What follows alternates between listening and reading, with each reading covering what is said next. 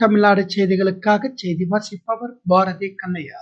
தமிழ்நாடு சத்துணவு ஊழியர் சங்கம் சார்பில் சத்துணவு ஊழியர்களுக்கு தேர்தல் வாக்குறுதியான காலமுறை ஊதியம் உள்ளிட்ட பல்வேறு கோரிக்கைகளை தமிழக அரசு நிறைவேற்ற வேண்டும் என வலியுறுத்தி காலவரையற்ற வேலை நிறுத்தம் செய்து மறியல் போராட்டத்தில் ஈடுபட்டனர்.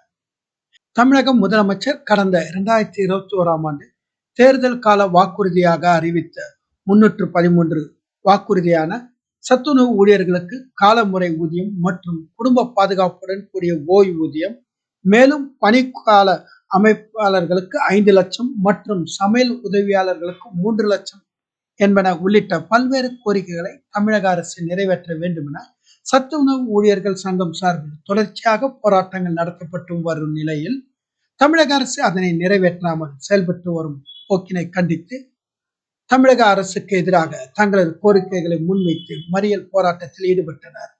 மேலும் சத்துணவு ஊழியர்கள் சங்கத்தின் கோரிக்கையான தேர்தல் கால வாக்குறுதியை தமிழக அரசு உடனடியாக நிறைவேற்ற வேண்டும் என தமிழக அரசுக்கு வலியுறுத்தி, இல்லாவிட்டால் தொடர் போராட்டங்களை தமிழக அரசுக்கு எதிராக முன்னெடுக்க போவதாக எச்சரிக்கை விடுத்துள்ளனர்.